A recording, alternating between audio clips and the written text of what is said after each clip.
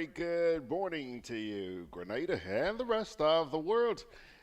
Welcome, February. Yeah, man. It's like a feeling of accomplishment. You have overcome the first month of the year, and so we're into February, month number two. Well, maybe on the weekend you'll have some time to reflect on how things went in January, and hopefully February is going to be a better month ahead for you. Pilgrims, hey, I'm George Grant, and today on Good Day Grenada, interesting program. I say interesting because there's a strong possibility. I spoke to him as recently as within the last hour, and he said he'd call me back, but I haven't heard from him. We're hoping to introduce a new voice on this particular segment, just new to this particular segment. He's been with us on Grenada Broadcast over the years, geez, ad infinitum. I'm talking about Mr. Brian Pitt. Brian's been with us over and over and over, but I'm hoping that I've got him roped in to joining us on a regular basis on Friday mornings to I don't know if it's fair to say replace, but fill in for the flying turkey. I don't think anybody could. You can't replace the flying turkey. I don't care who you are, but I'm looking for somebody to fill that spot, and I'm hoping that we may have Brian. So I spoke to him a little while ago, and he said that he'd give me a call. I haven't heard from him, but I'm still keeping my pinkies crossed that we will very shortly. Now, let's get down to brass tacks this morning. Some of you may have heard that there's a motion picture being made about the 1970 Miss World contest. That was the year when our very own Jennifer Hosten, good friend of mine, won the title. While this movie is being made, and actually I should say has been made, I understand they've just completed it in London, and I'm just going to give you a teeny weeny sneak preview, not in video form, just two stills. I'm going to show you the young lady who played the role of Jennifer in that motion picture, and the way she's going to look in the movie. And also, I'm going to show you a picture of what Jennifer herself looked like on that night. We'll get to that in just a wee bit. Also, one of the main features of Independence is the Made in Grenada Expo. Well, coming up again next week, and it's going to be one of the highlights. We'll tell you a bit about what's going to take place. Made in Grenada Expo 2019. Then we have the national report for you. And then Mr. Brian Pitt will make his debut. I'm hoping. I'm hoping. Let me see here. Quick glance over to Facebook. Hey. Yeah, he's at it again. Good morning, MAWNING, folks. We're folks this morning. Yeah. Good morning to you too, Mr. TF. And Peter Bishop is still on Long Island. I hope he's getting out from the thaw New Yorkers had recently. Good to see you guys. Thank you very much for joining us. Now, I did promise you that I wanted to show you a couple of things. First of all, it won't be much longer before the world gets to relive The events of the Miss World competition, 1970. The production of Misbehavior, that's the name of the movie, Misbehavior, starring a young lady by the name of Gugu Mbatha Raw, M-B-A-T-H-A, Mbatha Raw, R-A-W. She stars as Jennifer Hosten, our very own. And like I said, that movie has now been completed in London. It is the real-life tale of the 1970 Miss World competition. The film was directed by two-time BAFTA Award winner, a lady by the name of Philippa Lowthorpe. Three Girls was the movie she did. One of the only two women to have won a BAFTA award for directing. Now, this particular film, Misbehaving, it was set back in London in the 1970s. Obviously, that's when the Miss World competition took place. And at the time, it was the most watched TV show on the planet. Can you believe that? It also depicts an iconic moment in feminist history. Yeah, I know some of you, your ears are going, huh? Huh? Where the newly formed women's liberation movement stormed the Miss World stage. Do you remember that? Those of you who saw that? Disrupting the show's live broadcast in protest of how demeaning they thought the pageantry was. Yeah? Bet everybody's going to be watching now when this movie comes out. I'm not sure of the release date. Not sure. It's not been announced. But I can imagine just how many people are going to be flocking to see this, because I think it's going to bring back an awful lot of memories about the feminist movement. When the show actually resumed after the disruption in the broadcast, the result itself caused an uproar, as the winner turned out to be none other than Miss Grenada, Jennifer Hosten. Jenny became the first black woman to be crowned Miss World. Yeah? In a matter of hours, a global audience caught on to the paradigm shift. And the Eurocentric standard of beauty immediately turned on its head. You didn't think about black people when you talked about, Miss Worlds and Miss Universe. Black people? You gotta be kidding. Well, that was the night when things changed. And so when I do find out when that movie is going to be released and where and whatever, I'll be sure to let you guys know. Okay? Back here now.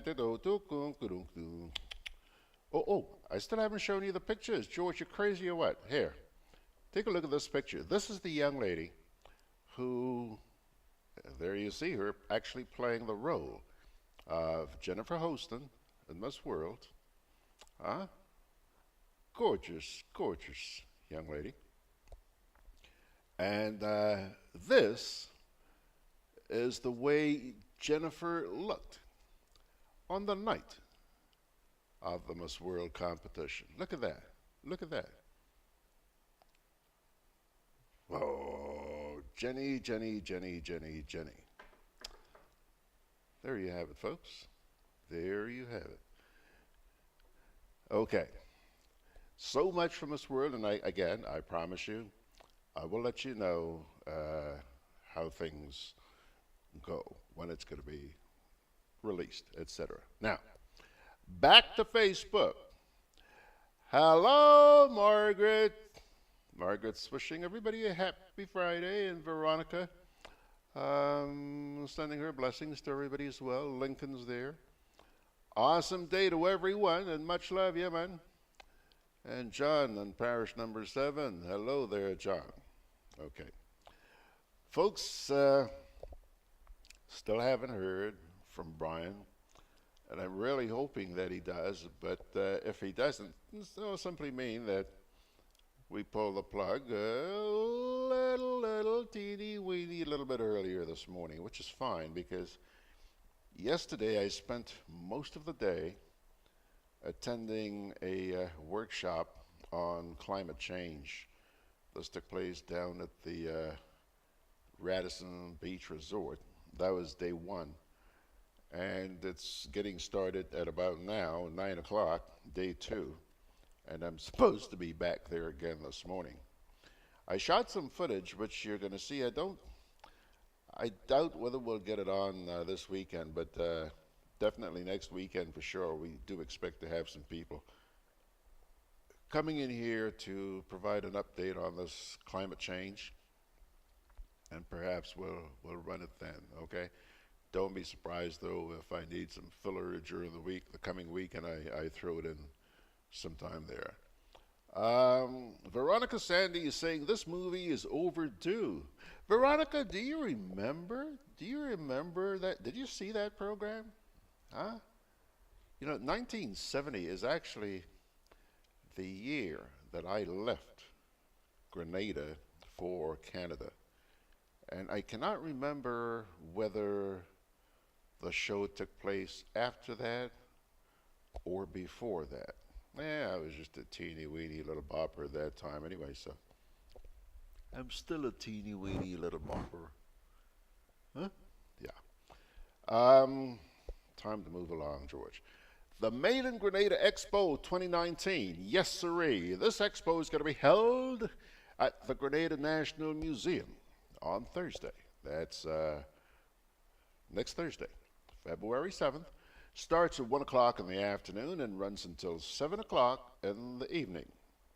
It is being staged by the Ministry of Trade, Industry, Cooperatives, and CARICOM Affairs. You can expect to see items such as confectionaries, jams, rum, jellies, woodwork, graphic design, clothing, furniture, aromatherapy, liqueurs, spring water, and a whole lot more. They're promising you all that, folks. Now, for those of you who may be interested in exhibiting, you know, some of you are just going to go take a little peek, look around and so on, but some of you may have some products of your own that you'd like to display and let the whole world see. Well, you may do so. If you wish to set up a table, let's say a table 4 by 6 feet, okay, with 2 chairs, it's going to cost you just about $50, $50. If you want to set up 2 tables with 4 chairs, it's going to cost you $100. If you want to set up 3 tables with 6 chairs, $150. And now, let's say you've got something a little bit bigger that a table can support. Well, you may have to set up a tent. Setting up a tent will cost you anywhere from $200 to $400. That, of course, depends on the size of the tent, okay? The organizers are asking that you come out in your full Independence gala, your Independence colors. And there will be lots to eat, and drink, and a whole lot of music as well. If you'd like to register, you can call the ministry, 440-2101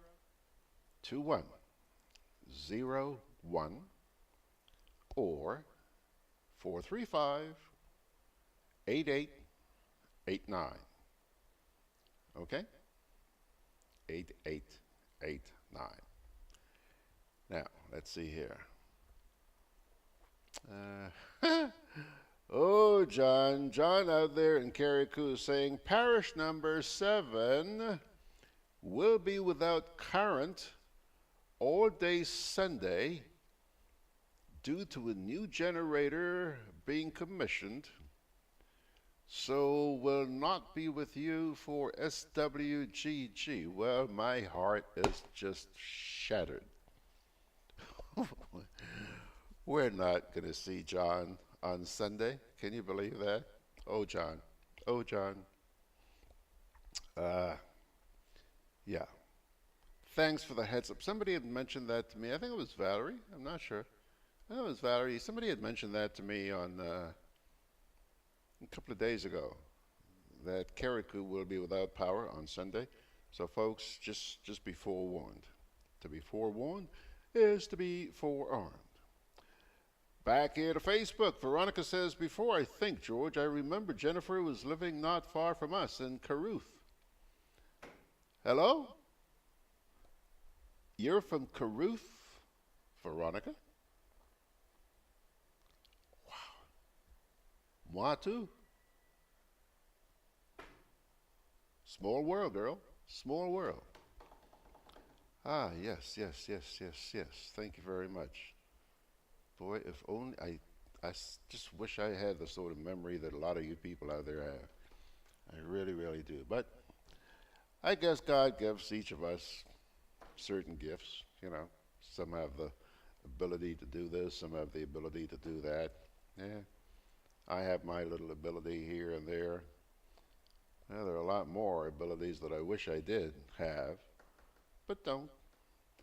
But I'm extremely thankful and content with what he has given to me. Yeah. Okie doke. Let me take a little break here, and we're going to come on back with the National Report. Together with you, our customers, we energize our community. Together with you, we energize our economy. We are working together to give our nation a better tomorrow. With you, we energize our future. Together, we energize our nation. Thank you for partnering with us as we energize our Spice Island. Redleg, energizing our Grenada.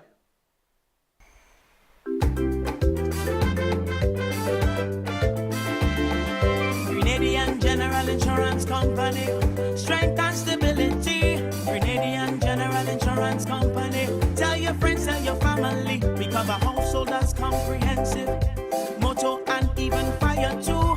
Contractors all risk burglary, public liability, professional indemnity, directors liability, and wait, we still have more. Come and find out more what you're waiting for. We are located on Scott Street, St. George's. For more information, call 440-2434. Tell everybody. Labukan Creative Center, in association with Spice Basket, presents Mayhem in Paradise. All the time my man, you complaining I never had a steady job. Now I get an opportunity to get a permanent one. And woman, you acting up. I acting up? Yes, and you know why I didn't tell you, man? It's because of your stupid attitude, man. My stupid attitude? Yes. You come this early morning pulling cutlass at me, right? It's a play by Francis Uriah Peters, together with a nostalgic folk musical journey, plus the Tivoli drummers at Spice Basket, Wednesday, February 6th. Tickets from Grenadian Optical and Kittens Drug Mart at $40 each. Children 12 and under, $25 at the door. It's a special independence production of drama, folk music, and dance, produced by Uriah Peters, Wednesday, February 6th at Spice Basket, 8:30 p.m.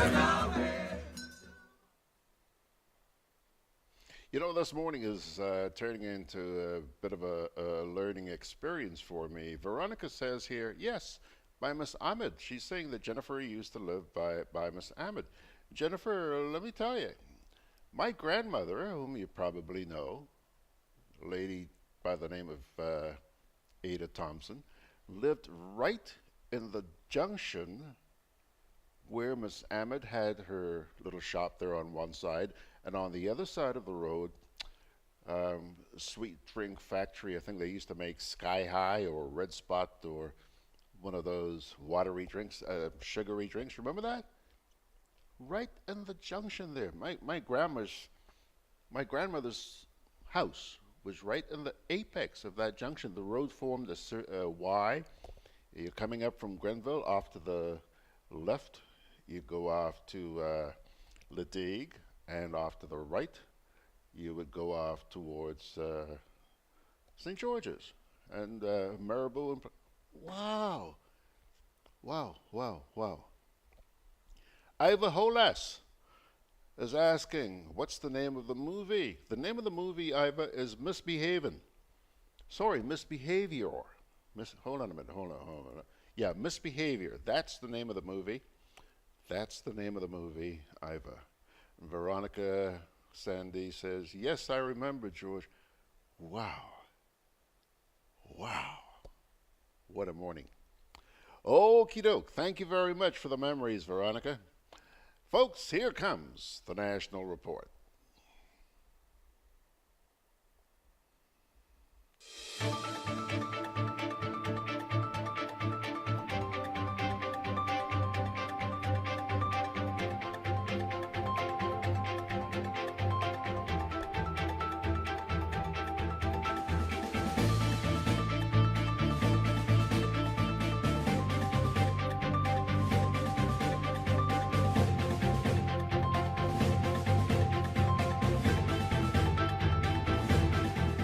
Prime Minister pleased that RGPF's crime-fighting rate is attracting Caribbean attention. Details to this story and more in the National Report.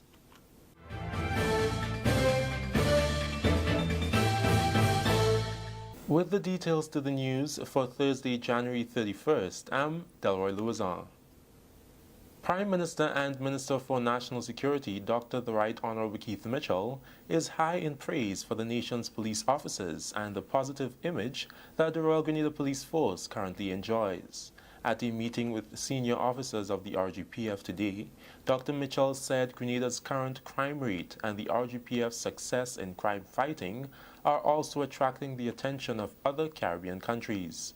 Acting Police Commissioner Mr. Edwin Martin said the crime rate in Grenada is down by 6.2% over 2017 figures. He also disclosed that Grenada is not among 8 CARICOM neighbors, which are included on the list of the top 25 countries in the world with the highest homicide rates. Dr. Mitchell said the recognition of Grenada's success in crime fighting is such that other regional countries are expressing interest in recruiting police officers from here to bolster their crime-fighting efforts. By your performance, you're paving the way for others. A lot of times we don't know it. Sometimes we concentrate on ourselves and only me. We want all for ourselves and we don't realize sometimes the job we do lay the foundation for our brother and our sister to get something. And that's why we must always be thinking not just about ourselves, but the other brothers and sisters who are not in a position to earn a serious livelihood. So this is extremely good. I am proud of this, and I also want to make the point that, remember, the force plays an important part in how the country, people see their own country. The more peaceful, more stable, the more we are seen as aggressive in solving fundamental problems, brings confidence to the people in the country. Dr. Mitchell underscored the importance of peace and stability in both internal and external confidence in any country. He says the police force plays an important part in how people see their own country. It is well known that whenever there are major criminal activity, drug activity, and other activity in any country, the police force must, to some extent, be involved. They must have elements within the police force. I think that's a fair assumption. In other words, the least crime and least corrupt practices in the country, as far as drugs and other activities are concerned, is a clear indication of the level of the low level of criminal activity as far as the force is concerned. We know for a fact it is not completely clean because the recent events and incidents have shown us that there are weaknesses. And as long as they are human beings, there will be weaknesses. The question is how we deal with it. And it must be done impartially and, of course, without any bias relative to the individual. In other words, it could be our best friend. If he is doing something wrong, then it's simply wrong. If it's somebody you do not like and they're doing the right thing, then he's doing the right thing. It should not be based on who I like and who I do not like. Still, with law enforcement, effective criminal justice systems are crucial to neutralizing threat networks within the region. That was the highlight of a panel discussion among regional security systems member countries as they plan strategic intervention towards countering threat networks and organized crimes. Representatives from the 7 RSS member states gathered in Grenada on Wednesday to chart the way forward for 2019. The regional security system extends security and support to members to help mitigate the adverse effects of threat networks and other criminal acts. Acting Commissioner of Police Edwin Martin says in order to purge the region of threat networks, every country and justice system must understand the motive behind the network. He says the RSS must go after the assets and remove the profits from the crime.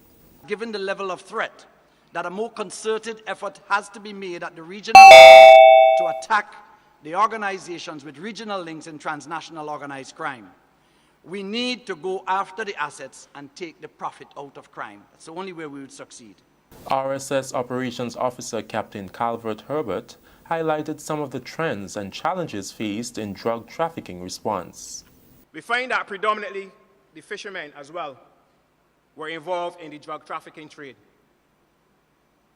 And because the fishermen were involved in the drug trafficking trade, it was easy for the drug runners from South America to come to a fishing bank of any of the countries, hand drugs over to a fisherman who is legitimately fishing, and then he comes back into shore at a given time, not only with fish of a good catch, but with an illegal catch of cocaine or marijuana.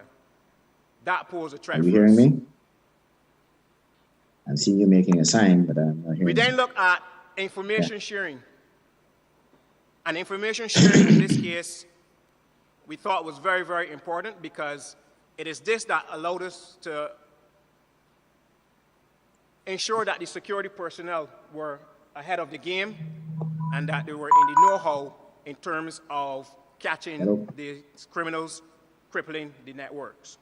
Commissioner Martin is confident that as a united force with a comprehensive strategy, the RSS can combat threat networks. We require action, and certainly part of that has to do with a comprehensive regional strategy that will take all stakeholders on board to ensure that we have success and can guarantee the safety and security of our region. This is the National Report. More news after the break. It is here again, it is here again. The Made in Grenada Expo is here again.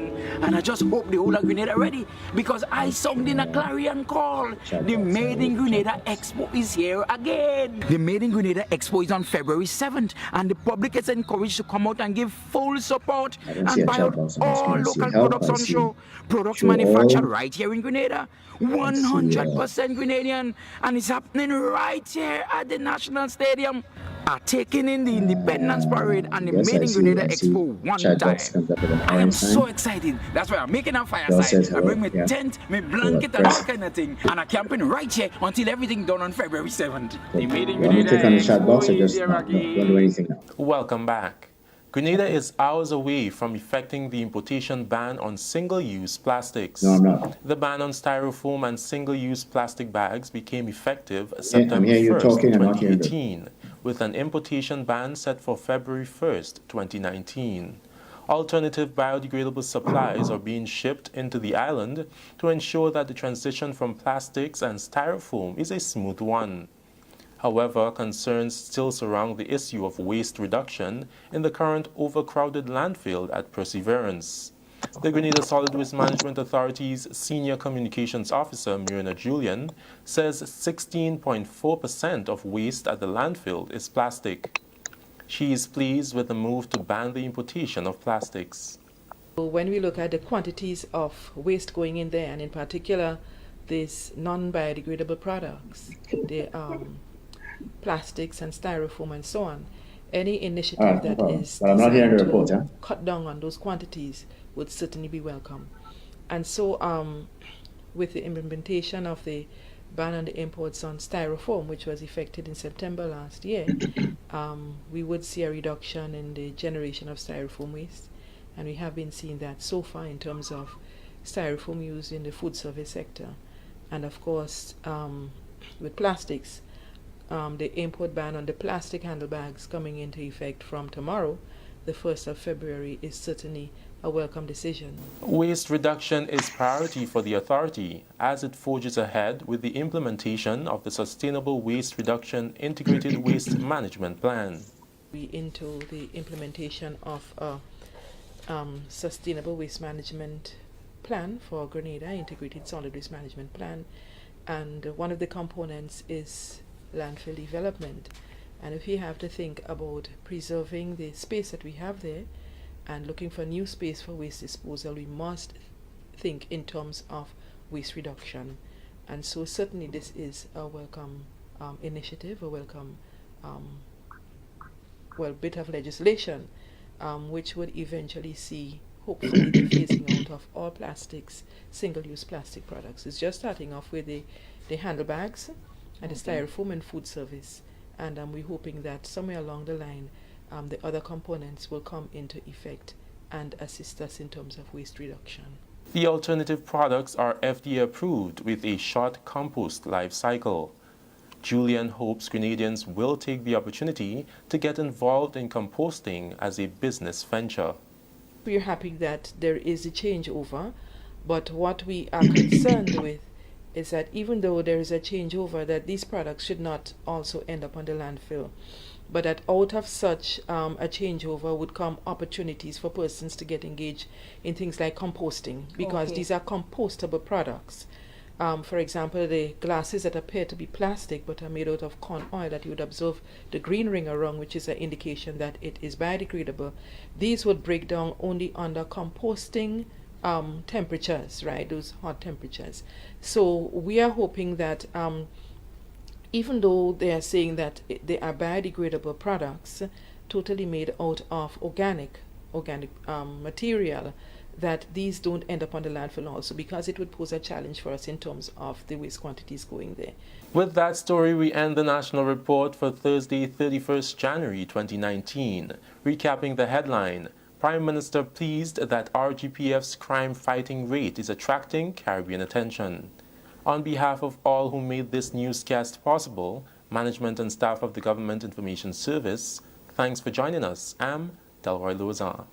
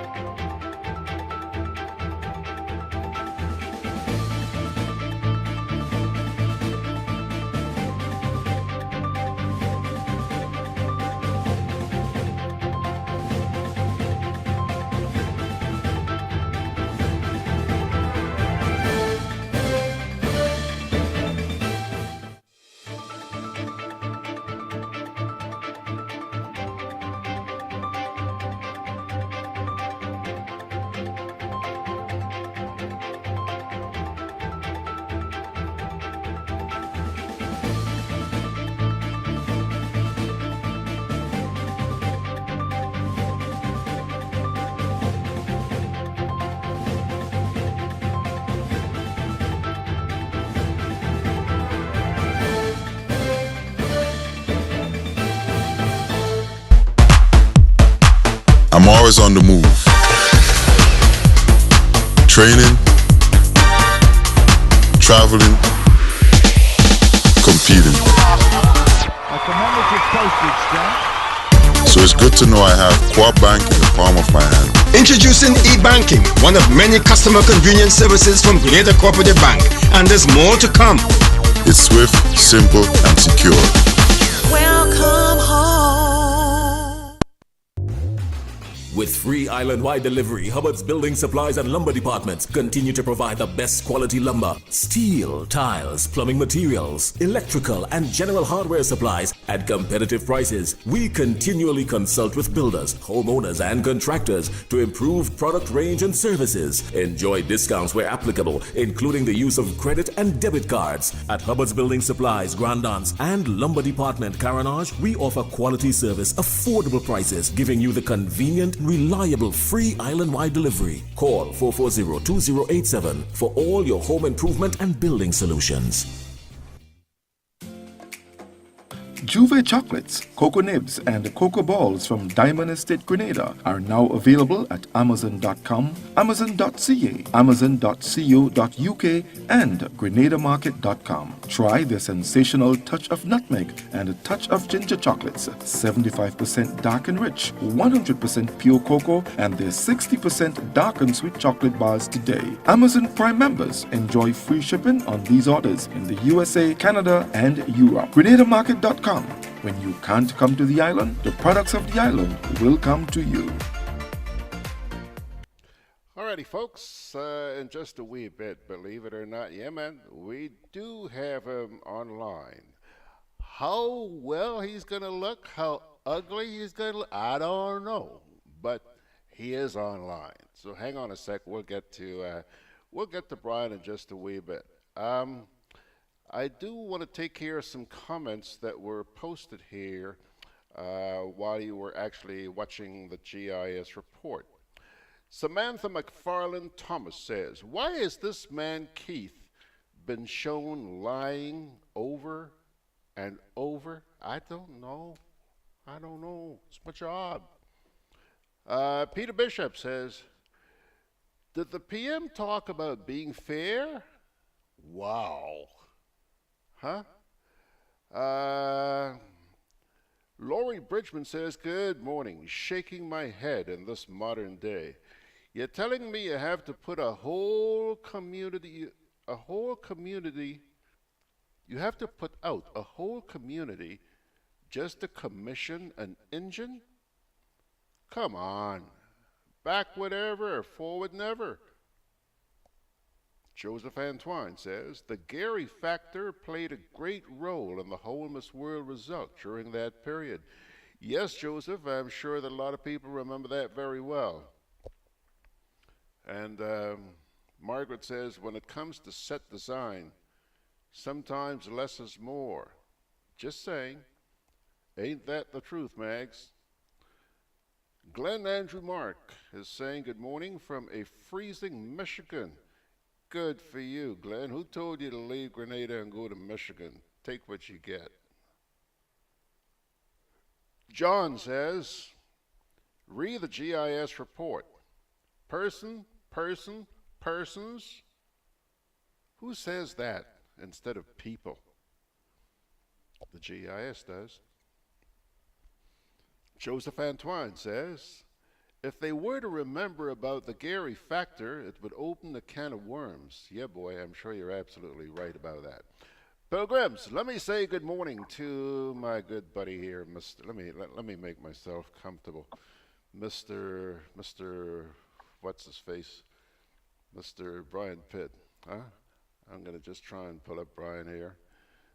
Make sure I get as big a shot of him as I can. There he goes. Take a look at that.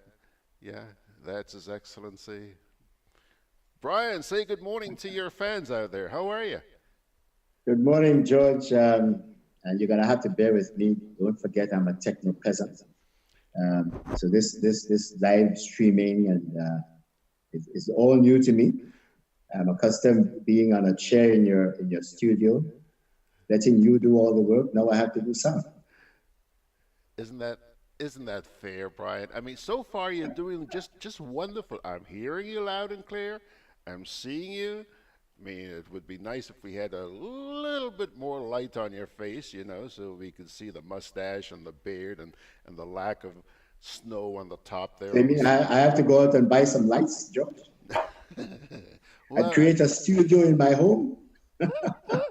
Or don't you have a window, you know, where the light shines in from the window? I have control lighting. I have a door right behind my back, but it's control lighting. Okay. Well, I'll tell you what. When we get a little bit more advanced, we'll take care of the lighting. But so far, so good. I think you look just fine this morning. Great. So, my dear friend, I am, you know, welcome to Gudday Grenada. I think you've been on before, but not in this sort of regular capacity. Brian, it's all yours. I know you always have a lot on your chest. That's why you always look like you're wearing a huge bra. Take it away, my friend. George, I want to reflect a little bit because recently I've been asking myself the question: how important is the judiciary? The judiciary. The judiciary, yes, or court system, judges or lawyers, because some lawyers had a brief demonstration not too long ago about the home for the court.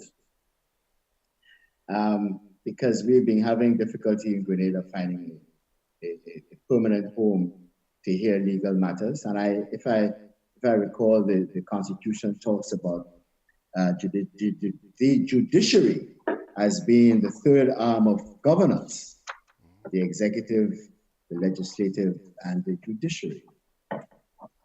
And I have to remind myself, pre-Ivan, we had one house for Parliament and the courts. Our colonial masters left us this building called York House. And in York House, there was the Parliament, the legislators met there and they made laws.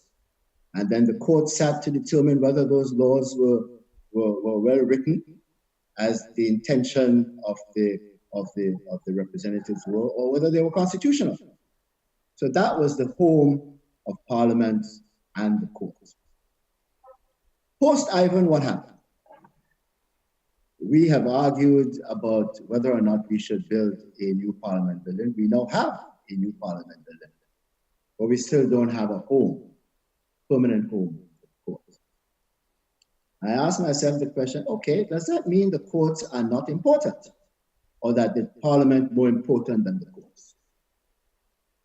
And I reflect in the last 15 years, I don't recall the Bar Association and or lawyers advocating strongly enough to have a permanent home for the court. As a matter of fact, outside of the Willie Redhead Foundation, I don't recall anybody else arguing that that building called York House should have been our priority number one in setting a seat for Parliament and a seat for the court.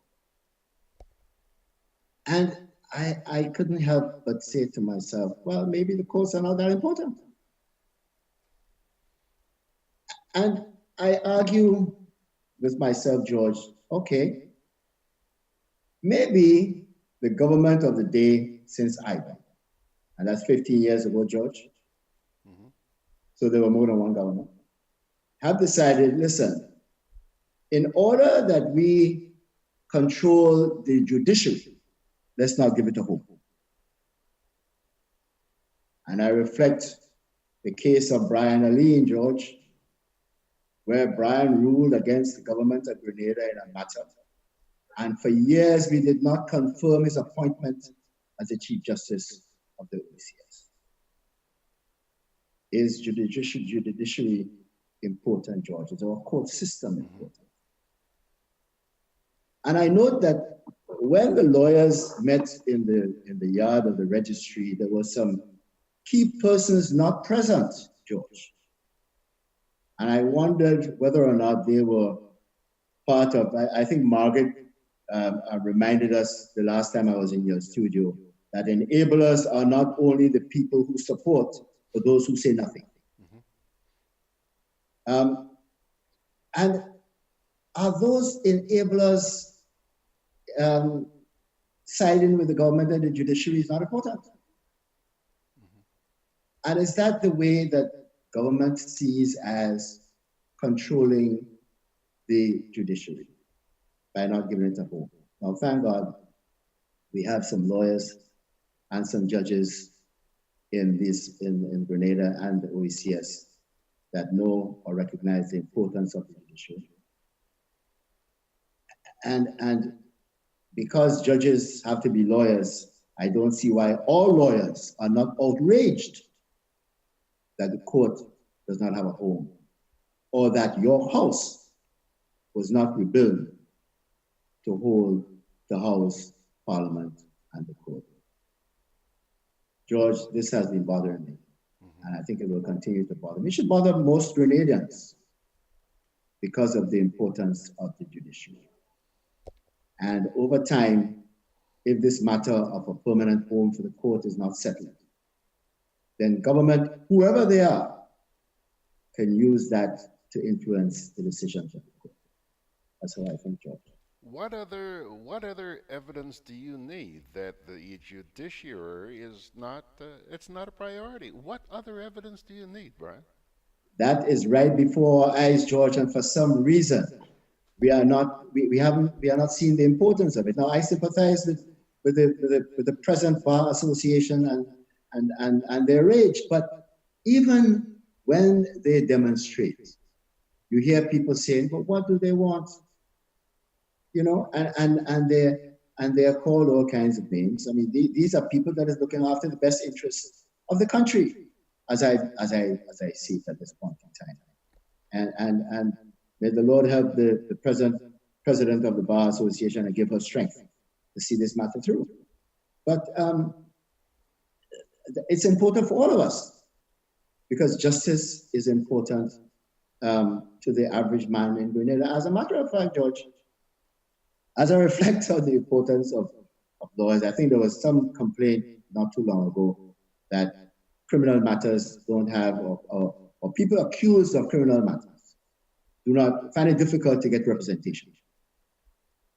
Because most lawyers are either into real estate matters, representing banks, and or the CBI program, and making a lot of money and being an agent, so that they don't have too much time to practice law.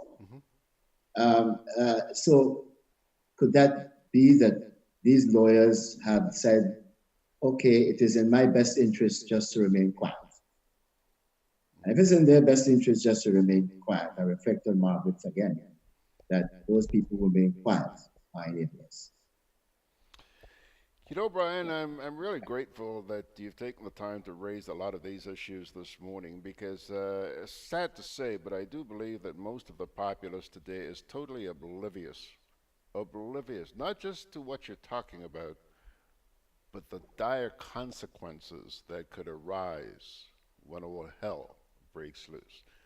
I will admit to you that I do have a ray of hope. While there are some who argue that the recent protest by the Bar Association could have been a little bit more pronounced, I am happy to see that at least there was some action.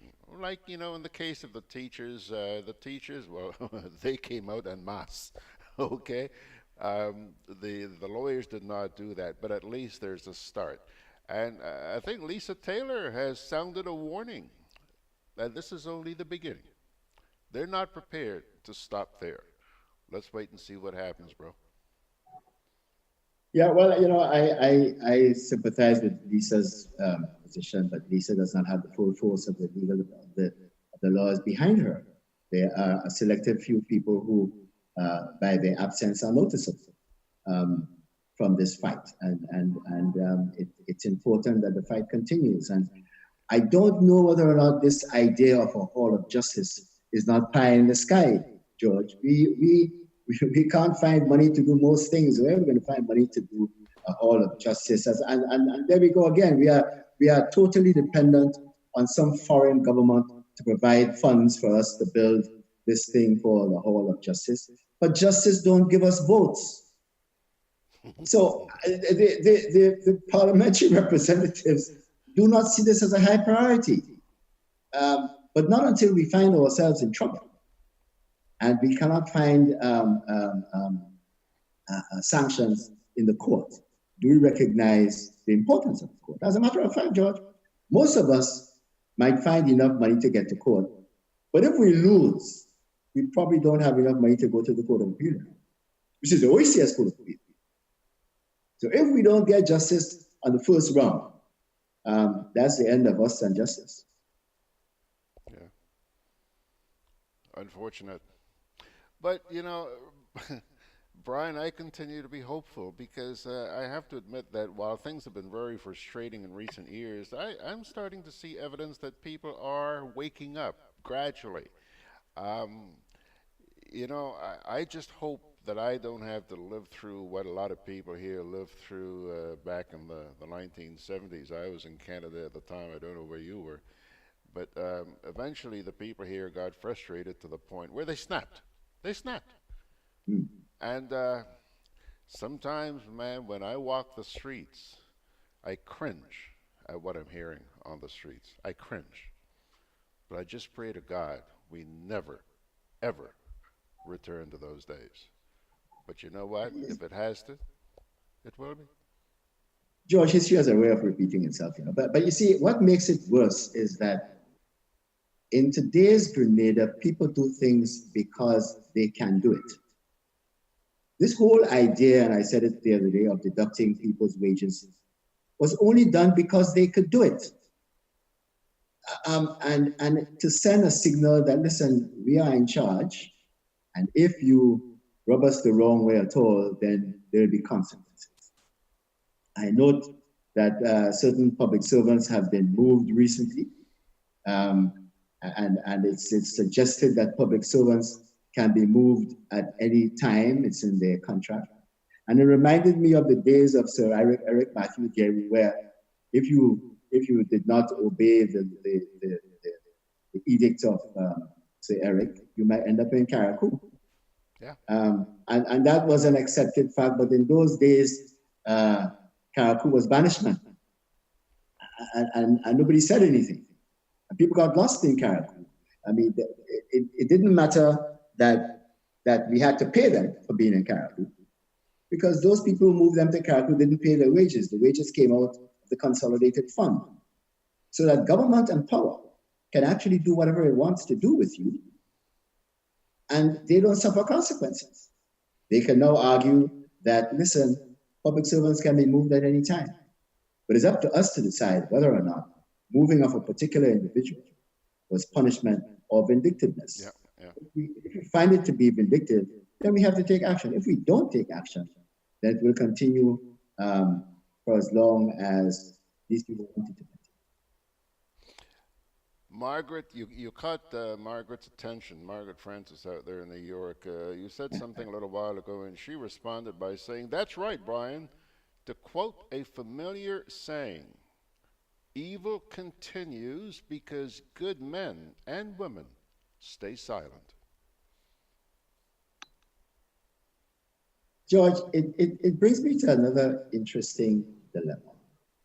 The amount of cars on the road in Grenada. And you know, I've been doing some inquiries recently, because as you drive around Grenada, you see a lot of fenced areas with cars parked inside of them for sale. Yes, George? And I asked the question, well, hold on a minute. Who imported these cars? And what did they pay to import these cars? And I found that, okay, so you can import a vehicle into Grenada. You can get a bond set up and put it in these fenced areas. And you don't pay duty until you sold the car. Which means that the importers of vehicles don't have to put out the 200% duty to import a car. They import a car for what the cost is. And when they're sold, when the car is sold, then they pay the duty. And I reflected a little bit, George, and you know, it is cheaper to buy a vehicle and maintain it on a monthly basis than it is to rent an apartment in Grenada. Think of it, George. So I am from St. Patrick's or St. Andrews. I get a job in town. And I can't rent an apartment in town for less than $1,000. Now I can buy a car and pay the bank $600 a month and buy gas. So why not buy a car? Now the social fallout of this, George, is creating some bad habits in people. Exactly. You know, my priorities are now to own a car rather than to build a house, get a piece of land and build a house. It is cheaper, George, and I stand corrected on this, to buy a car and maintain it and drive from Grenville or St. Patrick's to town to work than it is to rent an apartment in St. George's. Another eye-opener from Mr. Brian Pitt. And I can tell you're just getting spooled up, aren't you? Huh? He's just getting spooled up. Well, I'll tell you what. It's amazing, George. Once we get you rolling, there ain't no stopping, is there? Oh yes, I get tired of these days, George. I'm getting old. I'll tell you what, I hope you're enjoying the fact that this morning you're actually talking to the world, sitting, I'm assuming you're not in your boudoir, you're probably in your living room or your kitchen or wherever. But you didn't have to go to somebody's studio to rattle off this morning. You're sitting at home doing this, aren't you? And doesn't that feel good? It does, George. It does, and I'm graduating from Techno-Peasant School, thanks to you. He's graduating from Techno-Peasant School. Let's go through this process together because, my friend, I'm still learning a hell of a lot. Thanks a lot, Brian. I look forward to seeing you next. Are you going to commit now to next Friday morning? Let's take it one Friday at a time. I will commit to next Friday morning. He's committing to next Friday. Thanks a lot, bro. Yes. Thank you very much, George. Really it was a pleasure. Have a good day. Okay, there he goes, folks. Mr. Brian Pitt from the comfort of his home. Ain't that wonderful? We'll see him next Friday morning. I can't wait. Now, before we go, and Brian, by the way, is still online. Just before we go, I want to draw something to your attention. Yesterday morning, when we had Alan Baczynski on here, Alan pointed out to me that he couldn't figure out how it was that when he went to the finance.gov website, that's the Ministry of Finance's website, there was a notice up there. You know that every month they put out the new petroleum prices? Well, when Alan looked yesterday, he saw the petroleum prices for Wednesday, April 18th last year. Folks, I try to publish as long as they send them to me, I try and publish them. I think the last one I published was about 2 weeks ago. So that's current.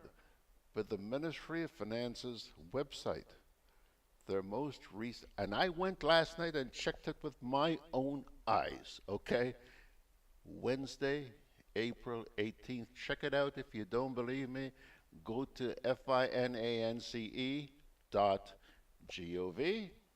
and then on the top menu, petroleum prices. Check it out yourself. Let me see what else here. There's a note here from Sharon Roberts, and somebody is agitated Sharon this morning. Sharon says, "Good morning, Gigi and family. I'm not sure where this person's thing began, but the people using it think that it sounds cute. It is terrible." Another saying that has become popular is saying, "Pleasant good morning." It sends shivers up my spine. What's wrong with just good morning? So says Sharon out there this morning. Margaret says, "Yay, Brian." She agrees with everything. By the way, Brian is still, he's so techno-peasant ecstatic now, he ain't going anywhere. He's still sitting there. Take a look. If you think I'm kidding, take a look at it. Look at that. Look at that. What was that? Have a good day. I'll see you. Have a good day. I'm gone. You're gone. Okay, Yes. he's gone this time. Okay, Brian is gone this time. Folks. It's 10 o'clock, which means that Georgie Porgy should really hightail it out of here. Let me, yeah, what do I have? Oh, yes, I'll tell you what else I have. Oh, inspirational. A little sound advice for you this morning, just to wrap it up, as we do every weekday morning. And this one comes to you from Romans chapter 12, verses 14 to 17. Bless those who persecute you. Bless. Do not curse. Rejoice with those who rejoice. Mourn with those who mourn. Live in harmony with one another. Do not be proud, but be willing to associate with people of low position. Do not be conceited. Do not repay anyone evil for evil. Be careful to do what is right in the eyes of everyone. Check it out yourself. Romans chapter 12, 14 to 17. Margaret gets the last word. Margaret says, 1 person, 2 persons, 3 million people. Ah, yes, Margaret. Yes, Margaret. I can't top that. I can't. So instead, I'm just, I'm going to say, that's it for today. Pilgrims, it's a Friday morning, so you have yourself a great weekend. And please remember, boy, we have a lot going on Sunday morning. Please join me on Sunday morning for this coming week's edition of Sundays with George Grant. Georgie Porgy sending God's blessings your way by his grace. We shall see thee again on the weekend.